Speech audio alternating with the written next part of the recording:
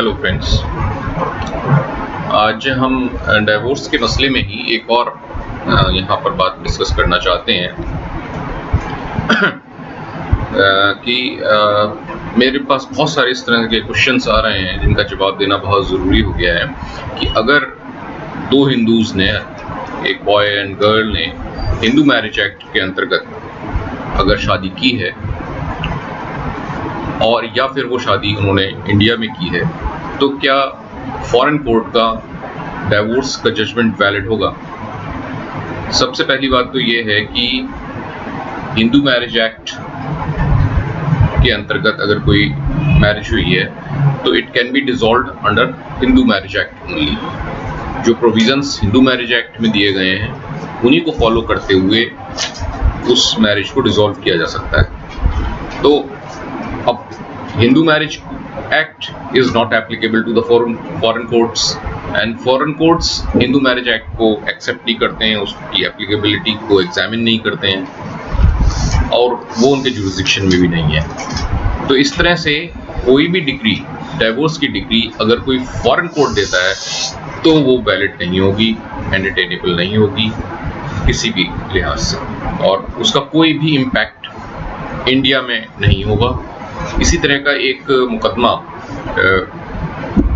एक कपल ने, एक मैन ने फाइल किया लंदन में, और वहाँ पर उन्होंने जो ग्राउंड लिया डिवोर्स का, वो लिया इर्रिट्रीवेबल ब्रेकडाउन ऑफ मैरिज। नाउ, और वो डिग्री इत्तेफाक से एक्स पार्टी डिग्री थी, वाइफ वहाँ पर नहीं आ सकी थी। वाइफ ने फिर एक केस फाइल किया यहाँ दिल्ली में, दिल्ली हाई कोर्ट में, दिल्ली डिस्ट्रिक्ट कोर्ट में, then it was appealed in Delhi high court.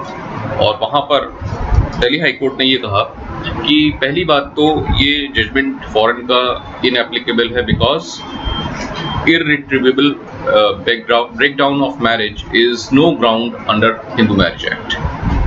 तो हिंदू मैरिज एक्ट के प्रोविजंस फॉलो नहीं हुए हैं। दूसरी बात, उन्होंने ये कहा कि वहाँ पर केस को कंटेस्ट करने के लिए वाइफ को प्रॉपर अपॉर्चुनिटी नहीं मिली, और वाइफ के पास इतना पैसा नहीं था कि वो लंदन जाके मुकदमा लड़े।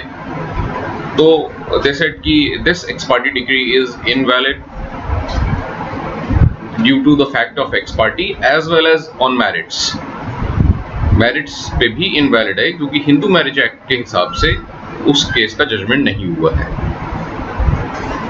So friends, my humble request to you people are, if you are living in some foreign country, from any country other than in India, or if you want to have a divorce, please file your divorce case in India, Indian court and Indian court only, because a decree of divorce by a foreign court will not be having any effect and it will be a null and void decree. Thank you.